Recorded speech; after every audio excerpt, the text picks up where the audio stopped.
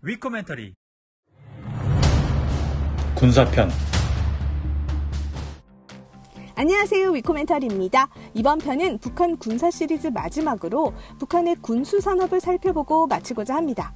앞서 다뤘던 내용처럼 북한은 전군 간부화, 전민 무장화, 국토 요새화, 정군 현대화의 4대 군사 노선을 완성한 뒤 내각의 군수산업을 담당하는 제2기계공업성을 신설했고 1972년 무렵에는 제2기계공업성을 내각에서 분리한 뒤 군사산업 관련 조직을 통합한 제2경제위원회를 신설했습니다.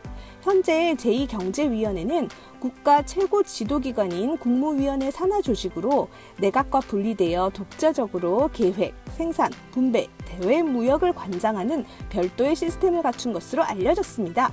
북한은 군수산업에 필요한 재원과 물자를 일반 경제보다 우선적으로 배분하고 있으며 제2경제위원회가 산하 웨어버리 기관과 무역회사 등을 통해 일정 부분을 자체 충당하는 것으로 전해지고 있습니다. 북한에서 군수산업은 크게 각종 무기체계 및 장비를 생산하는 전문 군수부문과 군용 필수품을 생산하는 일반 군수부문으로 나뉘며 인민들을 위한 물품을 생산하는 민수공장에 설치된 군수직장의 경우도 역시 군수산업에 포함됩니다. 제2경제위원회 산하에는 수백 개에 달하는 군수공장 및 기업소가 존재하는 것으로 추정되는데 북한은 이러한 공장기업소를 통해 항공기 개발 생산 등 첨단 기술이 필요한 일부 무기체계를 제외하고는 군사력 증강에 필요한 각종 물자와 장비 대부분을 독자적으로 개발 생산합니다.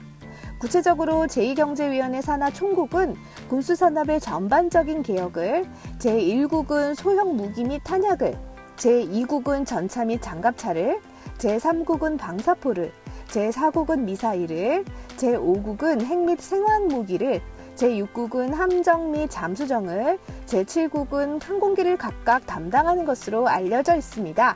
사실 북한이 1960년대 추진한 중공업 우선 정책은 독자적 군수산업의 토대 마련을 위한 것이었습니다. 그러나 북한이 군수품 생산량의 확대에만 집중하면서 결국 민간의 생필품 생산 여력이 상대적으로 부족하게 되었고 북한의 경제 구조를 심각하게 왜곡시켜 전반적인 경제 상황을 악화시키는 결과를 낳게 되었습니다. 그럼에도 북한은 일반적인 경제 및 민수산업에 우선해서 군수산업에 대한 투자를 계속해서 이어왔고 결국 북한 주민들이 직접적으로 먹고 살아가는 생활경제와 동떨어진 군수산업만 과대 팽창된 기형적인 경제 구조를 만들었습니다. 실제로 북한의 전체 경제에서 군수산업이 차지하는 비중이 매우 클 것으로 추정되지만 북한의 폐쇄적 특성 때문에 아직까지 정확한 규모를 파악하기는 어려운 것이 사실이라고 합니다.